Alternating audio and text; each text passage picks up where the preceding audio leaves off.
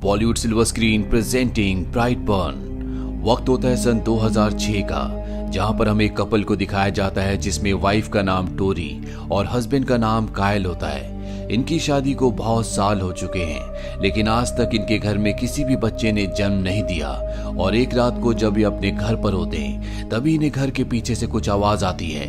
और जब ये उस जगह जाते हैं तो देखते हैं कि वहां पर एक लाल रंग की रोशनी जल रही है, जिसे देखकर ऐसा लगता है कि यहाँ पर कोई चीज क्रैश हुई है। कहानी यहाँ से 12 साल आगे बढ़ती है और अब हमें दिखाया जाता है कि कायल और टोरी का एक बेटा है जिसका नाम ब्रेंडन है। वो 12 साल का हो चुका है और एक रात को जब टोरी अपने कमरे में पेंटिंग बना रही होती है तो उनके घर के बाहर जो उनका बान होता है, जहाँ पर वो फसलें और जरूरत की चीजों को रखते हैं, वहां से कुछ अजीब सी आवाजें और लाल रंग की रोशनी निकलना शुरू हो जाती है।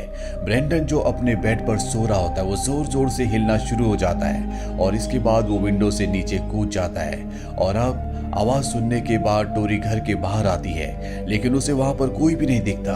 और जब वो घर के अंदर जा रही होती है तभी उसे एहसास होता है कि उसके पीछे से कोई भागा है। वो उस आहट का पीछा करते करते बांध तक पहुंच जाती है, जहां पर वो देखती है कि उसका बेटा ब्रेंडन नीचे तहखाने का दरवाजा खोलने की कोशिश कर रहा है, जहां से लाल रंग की रोशनी निकल रही है। वो अपने बेटे को अपने साथ घर के अंदर वापस ले आती है। अगली सुबह ब्रेंडन जब घर के बाहर घास काटने की मशीन को चलाने की कोशिश कर रहा होता है तो वो स्टार्ट नहीं हो रही होती, जिस वजह से ब्रेंडन को गुस्सा आता है और वो उसे जोर जोर से खींचना शुरू कर देता है। और अब वो मशीन अपने आप ही उसकी ताकत से उड़कर उससे बहुत दूर जाकर गिरती है। ये मशीन बहुत भारी होती है। ब्रेंडन को कुछ भी समझ में नहीं आता। वो उस मशीन के पास जाता है और देखता है कि उसका फैन बहुत जोर से घूम रहा है और वो उस फैन के बीच में अपना हाथ डाल देता है, जिससे स्पीड से चलते हुए फैन का ब्लेड मुड़कर रुक जाता है। और यहाँ पर हमें दिखाया जाता है कि ब्रेंडन के अंदर कोई ना कोई सुपर पावर है जिसके बारे में उसे खुद भी कुछ नहीं पता। ब्रेंडन के माता पिता को भी अब उस पर शक होना शुरू हो जाता है कि उसके साथ कुछ ना कुछ हो रहा है। इसीलिए वो ब्रेंडन को लेकर कैंपिंग के लिए जाते हैं। और रात को जब ये टेंट के अंदर सो रहे होते हैं तो टोरी देखती है कि वहां पर उसका बेटा ब्रेंडन नहीं है। उसे वो ढूंढने के लिए घर के बाहर निकल जाती है। वहीं हमें ब्रेंडन की एक क्लासमेट को दिखाया जाता है जो अपने रूम में होती है और अपने आप ही उसका लैपटॉप ऑन हो जाता है। वो लैपटॉप को बंद करती है और जैसे मुड़ती है लैपटॉप एक बार फिर से ऑन हो जाता है। उसे कुछ भी समझ में नहीं आता और इस बार वो लैपटॉप को बंद करके उसके ऊपर बुक्स रख देती है, पर एक बार फिर से लैपटॉप अपने आप ही ऑन हो जाता है। ये सब देखकर वो घबरा जाती है और तभी खिड़की के बाहर उसे ब्रेंडन दिखता है, जिसे देखकर वो डर जाती है। पर तब तक वहां पर उसकी मॉम आ जाती है और वो देखती है कि वहां पर कोई भी नहीं है। वहीं ब्रेंडन की मॉम जो उसे टेंट के बाहर ढूंढ रही होती है, वो देखती है कि ब्रेंडन वहीं पर है। वो कहता है कि मैं वॉशरूम गया था। और अगले दिन ब्रेंडन जब स्कूल जाता है तो वहां पर उनका फिजिकल एजुकेशन का पीरियड चल रहा होता है, जहां पर ब्रेंडन को सर्कल में घेर लिया जाता है। उसके चारों तरफ उसके क्लासमेट्स होते हैं और ब्रेंडन अपनी बॉडी को फ्री छोड़कर उनकी तरफ गिर रहा होता है। दरअसल ये एक ट्रस्ट टेस्ट है, यानी जिसमें हमें दूसरों पर विश्वास रखना होगा। और जब वो अपनी उस क्लासमेट की तरफ गिरता है जिसके घर पर एक दिन रात को वो गया था, तो वो हट जाती है, जिससे ब्रेंडन गिर जाता है। अब यहाँ पर इनका फिजिकल एजुकेशन का टीचर आता है और वो उस लड़की को डांटता है और कहता है कि तुम्हें ब्रेंडन को उठाना होगा, उससे माफी मांगनी होगी। वो ब्रेंडन को उठाने के लिए अपना हाथ उसकी तरफ बढ़ाती है। ब्रेंडन उसका हाथ इतनी जोर से दबाता है कि वो क्रश हो जाता है। इसके बाद ब्रेंडन को स्कूल से 2 दिन के लिए सस्पेंड कर दिया जाता है। वहीं टोरी ब्रेंडन की इस हरकत से बहुत ज्यादा परेशान होती है और वो अपने हस्बैंड कायल को बताती है कि जिस चीज को हमने बर्न के नीचे छुपा रखा है वो चीज हमारे बेटे ब्रेंडन को अपनी तरफ अट्रैक्ट करती है। उसने कई बार बर्न का दरवाजा खोलने की कोशिश की है।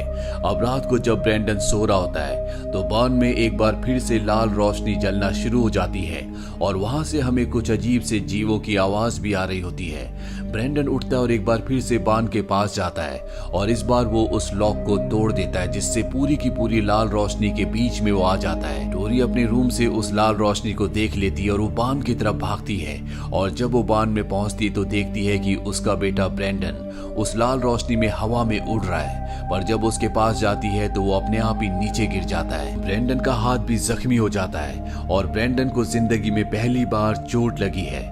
ब्रेंडन को कुछ भी समझ नहीं आता कि वो कौन है और अब वो अपनी मॉम से सारा सच जानना चाहता है। उसकी मॉम बताती है कि आज से 12 साल पहले हमारे घर के पीछे एक यूएफओ यानी कि स्पेसशिप क्रैश हुआ था और स्पेसशिप के अंदर तुम भी थे। दरअसल ब्रेंडन इनका बेटा नहीं होता, बल्कि इन्हें वो स्पेसशिप के अंदर मिला था जो इनके घर के पीछे क्रैश हुआ था, जिसके बाद इन्होंने उस स्पेसशिप को अपने बान में छुपा दिया। ये सच जानने के बाद ब्रेंडन को बहुत गुस्सा आता है। वो घर से बाहर निकल जाता है और अब गुस्से में उसकी आंखों से लाल रोशनी निकलना शुरू हो जाती है और वो कहता है कि मैं सबको मार दूंगा, किसी को नहीं छोड़ूंगा। ब्रेंडन सबसे पहले उस लड़की के घर पर जाता है जिसका हाथ उसने क्रश कर दिया था। वो अपने लैपटॉप पर काम कर रही होती है और अपने आप ही उसका लैपटॉप बंद हो जाता है। वो देखती है कि उसके सामने ब्रेंडन है। ब्रेंडन कहता है कि मैं तुमसे माफी मांगने के लिए आया हूँ, पर वो लड़की ब्रेंडन को वहां से जाने के लिए कहती है और कहती है कि मेरी मॉम ने तुमसे बात करने के लिए मना किया है। ब्रेंडन यहाँ से अपने आप ही गायब हो जाता है और उसी लड़की के मॉम के रेस्टोरेंट में जाता है जो अपना रेस्टोरेंट बंद करने की तैयारी कर रही होती है और तभी खिड़की के जो ग्लासेस होते हैं वहां पर अपने आप ही साइंस बनना शुरू हो जाते हैं, लाइट्स जलना और बुझना शुरू हो जाती है। उस लड़की की मॉम को कुछ भी समझ में नहीं आता और अब जब वो ऊपर फ्लिकर करती हुई ट्यूबलाइट को देखती है तो ट्यूबलाइट टूट जाती है और कांच का एक टुकड़ा उसकी आंख में चला जाता है जिससे उसे अच्छे से नहीं दिखता। और तभी हमें उसके सामने एक नकाबपोश बच्चे को दिखाया जाता है जो कि ब्रेंडन होता है। ब्रेंडन दरअसल इससे बदला लेने के लिए आया है क्योंकि इसने अपनी बेटी को ब्रेंडन से बात करने से, उससे मिलने से मना किया होता है और अब ब्रेंडन इसे अपनी पावर से मार देता है। अगली सुबह इसी रेस्टोरेंट में पुलिस आती है और इस केस को इन्वेस्टिगेशन करना शुरू कर देती है। वहीं टोरी को दिखाया जाता है जो अपनी छोटी बहन के पास, जो कि स्कूल में काउंसलर है, ब्रेंडन को ले जाती है ताकि वो ब्रेंडन की काउंसलिंग कर सके। उसे भी ब्रेंडन के बारे में सब कुछ पता है और रात को ब्रेंडन अपनी आंट के यानी कि अपनी मॉम की बहन के पास जाता है। उनके दरवाजे को जोर से नॉक करता है और उन्हें कहता है कि तुम मेरे बारे में कभी किसी को मत बताना वरना ये सब के लिए बहुत बुरा होगा। उसकी आंट उसे वहां से जाने के लिए कहती है और दरवाजा बंद करके अंदर सो जाती है और ब्रेंडन एक बार फिर से नकाब पहनकर घर के अंदर आ जाता है। यहाँ पर उसकी आंट का जो हस्बैंड होता है वो भी होता है और वो ब्रेंडन को देख लेता है। वो उसका नकाब उतारता है और उसे घर से बाहर ले जाता है। वो उसे गाड़ी में बिठाकर घर छोड़ना चाहता है लेकिन ब्रेंडन गाड़ी पर बैठने से मना कर देता है और जब वो उसके साथ जबरदस्ती करता है तो ब्रेंडन को बहुत गुस्सा आता है। उसकी आंखों से आग निकलना शुरू हो जाती है जिस वजह से उसके अंकल दूर जाकर गिरते हैं। वो वापस अपनी गाड़ी के पास आते हैं लेकिन ब्रेंडन अब यहाँ से भाग चुका होता है। वो गाड़ी से उसका पीछा करते हैं लेकिन कुछ ही देर बाद उनकी गाड़ी खराब हो जाती है और वो देखते हैं कि उनके सामने ब्रेंडन है जो हवा में उड़ रहा है। उन्हें अपनी आंखों पर यकीन नहीं आता। उन्हें लगता है कि वो ड्रंक है इसीलिए उन्हें ऐसा दिख रहा है, पर अगले पल उनकी गाड़ी भी हवा में उड़ना शुरू हो जाती है और ब्रेंडन उनकी गाड़ी को बहुत ऊंचाई पर ले जाकर नीचे जमीन पर पटक देता है जिससे उसके अंकल की मौत हो जाती है और वो उनके रक्त से जमीन पर एक साइन बनाता है। और अब जब ब्रेंडन घर वापस आता है तो उसके मॉम और डैड यानी कि टोरी और कायल देखते हैं कि उसने शर्ट नहीं पहनी। वो ब्रेंडन से पूछते हैं कि तुम्हारी शर्ट कहाँ पर है। वो कहता है कि मुझे कुछ बच्चों ने गिरा दिया था जिस वजह से मेरी शर्ट फट गई। उसकी शर्ट उसके हाथ में होती है।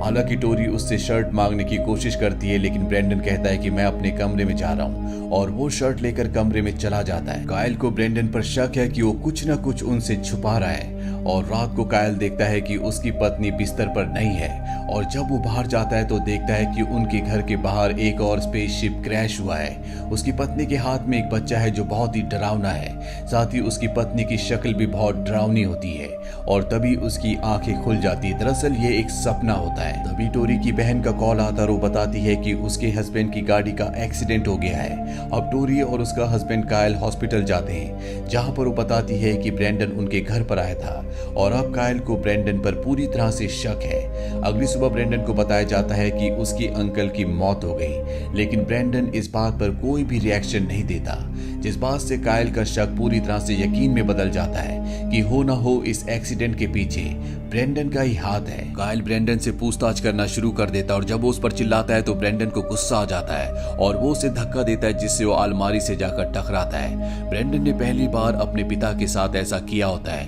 अब ब्रेंडन अपने रूम में चला जाता है और कायल को पूरा यकीन हो चुका है कि ब्रेंडन ही वो है जो सबको मार रहा है। पर टोरी को कायल की बातों पर यकीन नहीं होता, इसीलिए कायल ब्रेंडन के रूम में जाता और उसकी की शर्ट ढूंढ कर ले आता है जिस पर खून लगा होता है और कहता है कि ब्रेंडन ने उसे मारा है। वो एक इंसान नहीं बल्कि शैतान है, वो दूसरी दुनिया का एलियन है और बहुत जल्द वो हमको भी मार देगा। पर टोरी के दिल में जो अपने बेटे ब्रेंडन के लिए ममता होती है उसके चलते वो अपने पति की बात पर यकीन नहीं करना चाहती।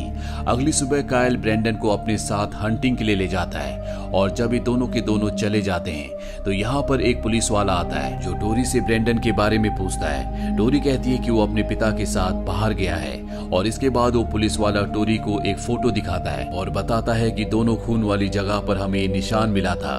टोरी कहती है कि मैं इस निशान को नहीं पहचानती और जब पुलिस वाला चला जाता है तो वो अपने बेटे के कमरे में जाती है। वो ब्रेंडन की नोटबुक निकालती है जिसमें उसने बहुत ही वायलेंट चित्र बना रखे होते हैं और वहां पर उसने वो चित्र भी बनाया होता है जो चित्र पुलिस वाला उसके पास लेकर आया था।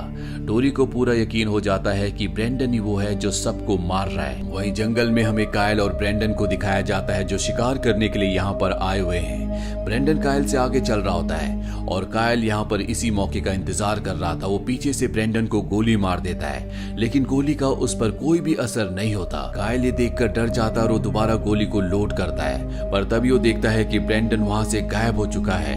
कायल अपनी जान बचाने के लिए भागना शुरू करता है और तभी ब्रेंडन उड़ता हुआ उसे नीचे जमीन पर गिरा देता है। अब उसने मास्क भी पहना होता है जिसके बाद वो कायल के पास आता है और अपनी आंखों से आग निकालकर कायल को मार देता है।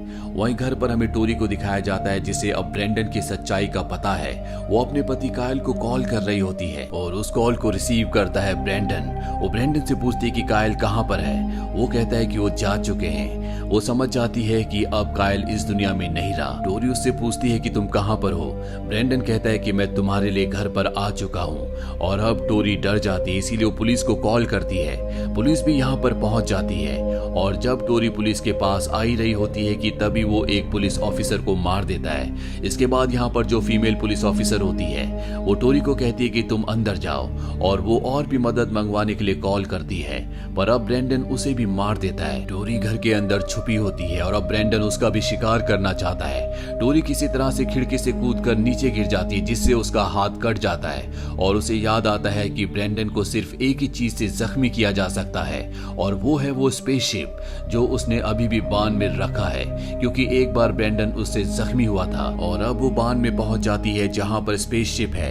वो स्पेसशिप के एक नुकीले टुकड़े को वहां से निकाल लेती है। इसके बाद वो ब्रेंडन को बुलाती है और उससे प्यार का नाटक करती है ताकि वो उसके करीब आए और जब ब्रेंडन अपनी मॉम के गले लगता है तो टोरी पीछे से स्पेसशिप के टुकड़े से उसे मारने वाली होती है कि ब्रेंडन उसका हाथ पकड़ लेता है जिसके बाद ब्रेंडन को बहुत गुस्सा आता है और वो टोरी को उड़ाकर अपने साथ आसमान की गहराइयों में ले जाता है। 35,000 फुट से वो उसे नीचे गिरा देता है जिससे टोरी की मौत हो जाती है। तभी ब्रेंडन देखता है कि सामने से एक एरोप्लेन आ रहा है और अगली सुबह हमें दिखाया जाता है कि वो एरोप्लेन उसी बांध के ऊपर क्रैश हो चुका है जिस बांध के अंदर स्पेसशिप था जिससे ब्रेंडन को मारा जा सकता था और अब वो स्पेसशिप पूरी तरह से डिस्ट्रॉय हो चुका है।